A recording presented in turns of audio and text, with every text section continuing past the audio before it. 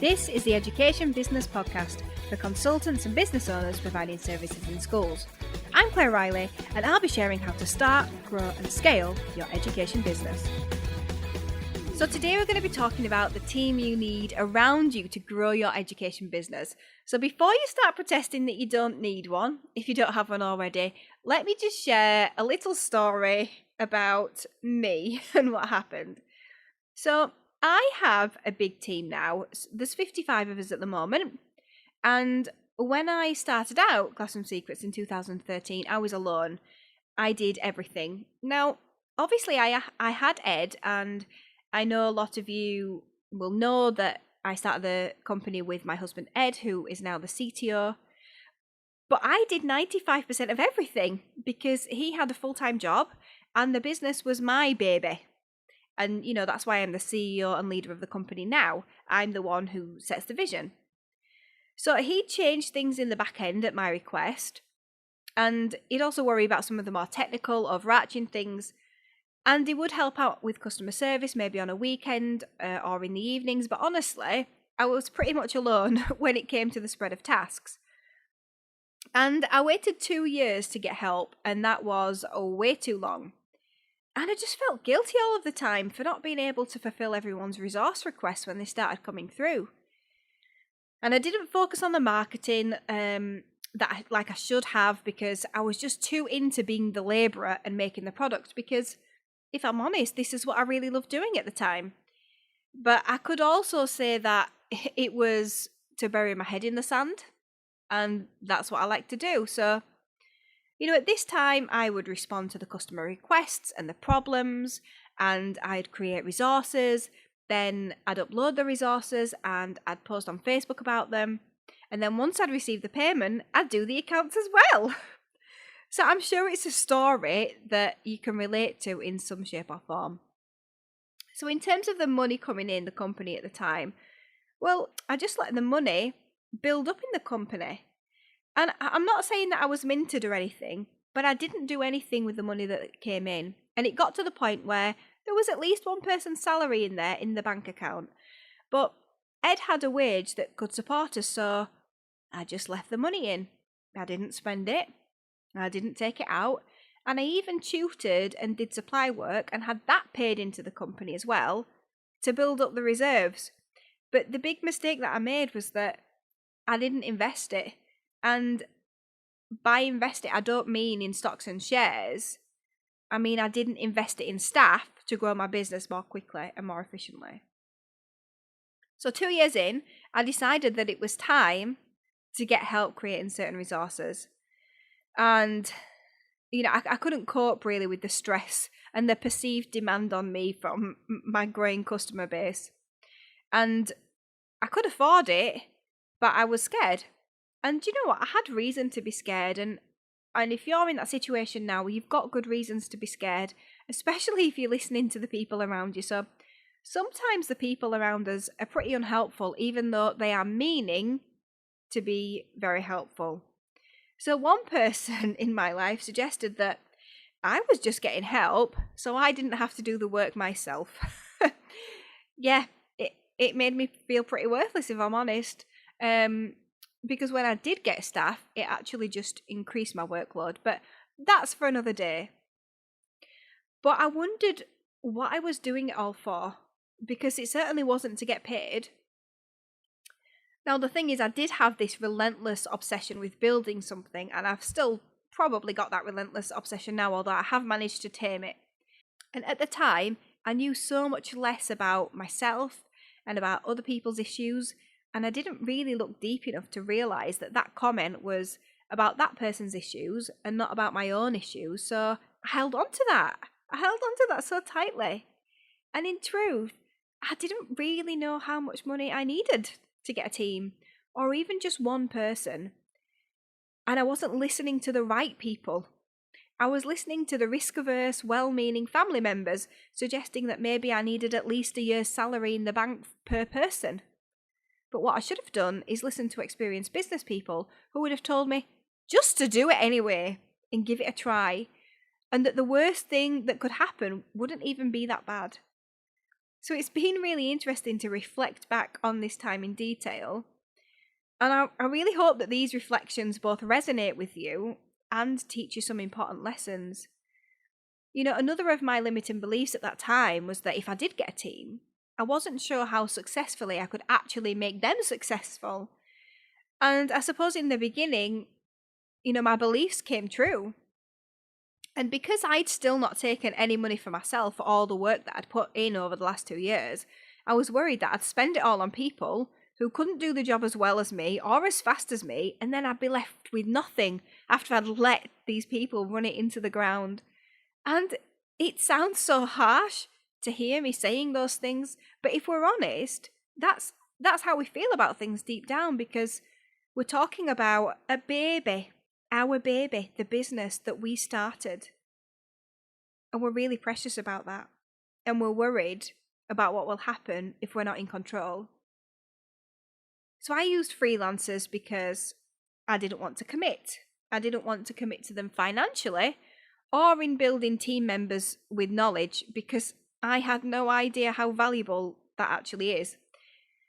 So I had some freelancers even on about 20 hours a week, and by mid-2015, I had about 20 freelancers, which I do not recommend because they were all doing the same job really, and it was a complete nightmare to manage. I did it all through email, and I didn't put any time in to train them, so I just felt overwhelmed with having them all and trying to get them on the same track but on an individual basis. It would have been so much more helpful if I'd have introduced them to each other so they could help each other. But as you've probably realised, fear was this massive thing for me. And one of the reasons why I didn't was, what if they stole my idea and then they set up on their own? Was I giving them my secrets when I'd worked so hard and I'd still not seen the benefits of that for myself? So it took me a long time to realise that this road that I'm on and that you're on is really hard. It's really hard, and you never teach any one person everything anyway. And you're also always learning and changing your ideas and thoughts and the way you do things. And this is not a journey that many people can make. Many people are not capable of making it, not because of their skills, but because of their mindset. And when I realised that, it helped me to see that I don't need to protect myself from everyone all the time. So I know that I'm going really deep here in this story into my early struggles. So thank you for allowing me that time to share the story. But know that I'll always be honest with you. Getting a team in the beginning, I did not handle that well. But here's what I want to share based on those learnings and scaling a team over the last 6 years. So at this point, you might tell me that you don't need a team. But what I want to say to you is that you are the team. So if you think about big companies, what departments do they have? They've often got marketing and sales and production and HR and customer service. They might even have other teams like projects and research and loads of things that you can mention, IT. So what I want you to do is look at all the tasks that you do and then categorize them into these departments, because it will help you see what team members you could need to help you grow. So if you can only get one team member to help you in the beginning, what kind of role would make the biggest impact? Is it that you're doing loads and loads of marketing and that role would help? Is it that you're doing loads and loads of production and that role would help? So to follow on from this, think about as well what you enjoy doing and what only you can do. So if you're a consultant, obviously you're going to have to deliver the content, but do you need to create all the social media posts, or do you need to email all the clients? So it's really useful activity to take some time and log everything that you're doing to help you identify what can actually be passed on. So another important point that I want to raise is that, this team member doesn't have to be full-time. So having a full-time member of staff, that can put a lot of entrepreneurs off, because that is a lot of money to shell out, especially if you feel underpaid yourself, and if you listen to the advice that I was told where, I think you need at least a year's salary in the bank. So it's also hard to grow to the point of affording an extra person when you're on your own. So now I like to have a couple of months' salary in the bank account just to give it a chance to work. But you don't have to have that. You could do it with much less. And, if I wasn't in the position that I'm in, I would do it with much less now that I've got more experience in making that work out much quicker. And many people do this successfully. So when Lee, my head of research and development, interviewed for his first role at Classroom Secrets as a proofreader, it was about 3 years ago now, he said that he looked at a company's house and he asked in his interview how on earth we would afford him. This was probably an indication at the time that he would then create himself a role in research. But it was a great question, and I was really honest with him. And I told him that, in my experience, that if he was here doing a great job, then that would bring in enough money to cover his role and a bit more. And he took that as if I work really hard, I can help grow the team. And you know what, he did. And I think, stories like this really make me tear up, and I love to share them, and I love that they actually happened. And it's a good job that this is a recording because, the crying can be edited out. So another thing that I think is important to think about is the amount of hours. So it's important to give a decent amount of hours to it. So when I first employed staff, this is after the freelancers, I started employing staff. Oh, I was so scared. And I think I only employed staff really because I was going through the IVF process and I was thinking about what might happen if I did actually get pregnant. So I was so scared that I employed people for 4 hours a week. I mean, what can you actually do in 4 hours a week? But I was so worried about all the extra costs, and I thought that once I employed somebody, that was it. They were employed with me forever, and there was nothing I could do about it if it wasn't working out. I didn't understand the basics of HR really, which I recommend doing a little bit of reading before you employ your first person. But I didn't really think about either how long things took me to make the decision on how many hours I would employ someone for. It was all based on fear and this perceived loss of money. I wasn't seeing it as an investment. I was seeing it as losing money. And that's not the right place to approach it from at all. So another thing to consider is whether you're going to outsource or whether you're going to bring people in-house. So it might be just one person at the moment, this team that we're talking about. So as I've said before, I used freelancers, but this was out of fear. So it's not that I don't recommend using freelancers. I don't really have freelancers in my business now, but it is a good way to start working with people because if they are their own boss, then you're not committing to them in the same way, and you don't have to manage them in the same way. But for me, it was a bit like having employees because they'd not done it before. So they were only freelance because I'd advertised that it was a self-employed role because I was too afraid to commit to them and I wasn't really clear on what the extra costs would be. But I didn't really train them. I just sent them examples and then hoped for the best, which I don't recommend doing either. It was not a good journey for me. But I'm so grateful that I made all those mistakes because it means that I can share that with you now.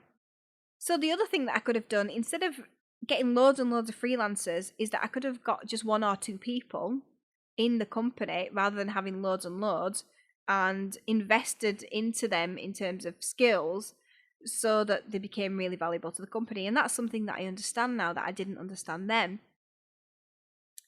Whereas if it's a skill where they're already trained, like a graphic designer or somebody to help with admin, that's great because they already know what they're doing and you're not going to have to train them up.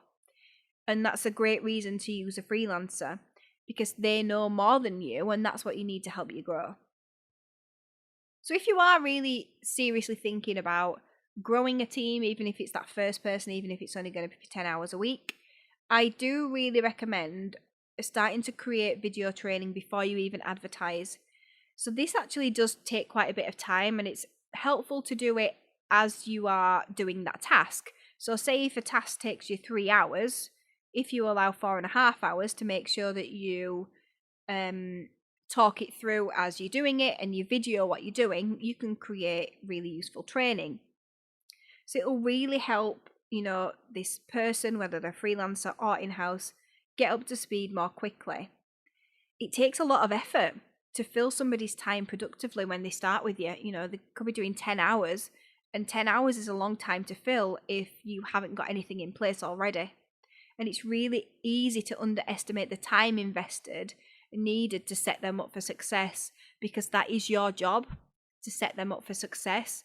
And as much as they have to sort of toe the line as well, it is your responsibility to give them all the tools that they need, and you might not really consider what they are in the first place.